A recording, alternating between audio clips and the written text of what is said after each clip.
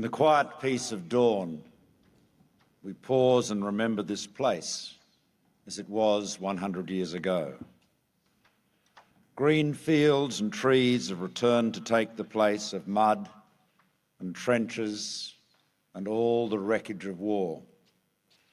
A landscape of peace, but one hard won by young Australians fighting with the soldiers of the British Empire and of France. The deeds of these young men have echoed down the years. Here on the Western Front, death had seized the landscape and refused to yield, a stalemate. And then, in March 1918, a German onslaught began, the Spring Offensive, Ludendorff's battle of annihilation. Their march west seemed unstoppable, and on April 24th, Villers-Bretonneux was captured for a second time.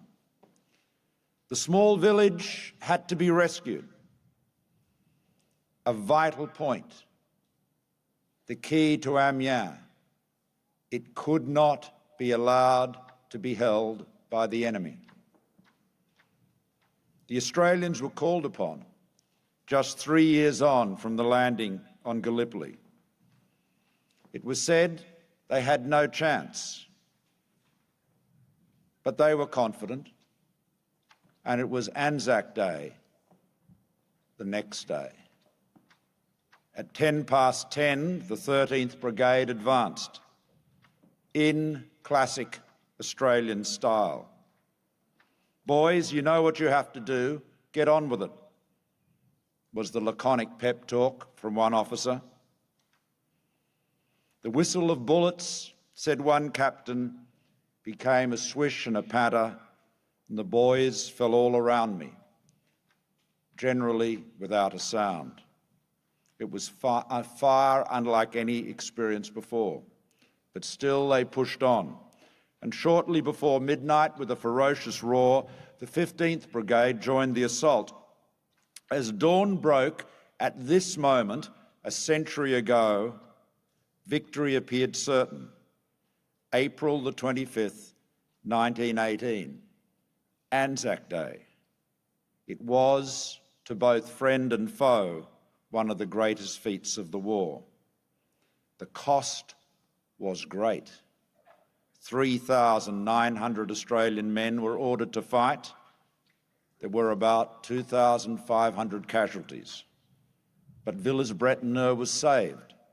The architect of victory, Sir John Monash, described it as the turning point in the war.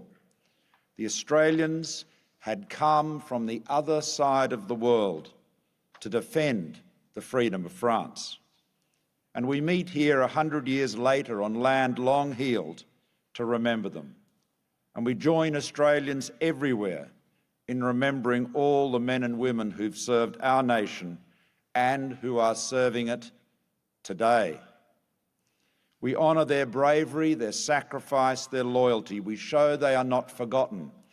For the best way to honour the courage and sacrifice of the diggers of World War I is to support the servicemen and women, the veterans and the families of today. On this dawn, we're joined by friends, the people of France, the people of Villers-Bretonneux. Do not forget Australia's sons. They are their sons too. Here the Australian flag flies high. Kangaroos guard the entrance to the town hall. Victoria School, rebuilt with donations from Australians' children, is stamped with the words, "N'oublions jamais l'Australie." Let us never forget Australia. There is love and heartfelt gratitude here. There is friendship.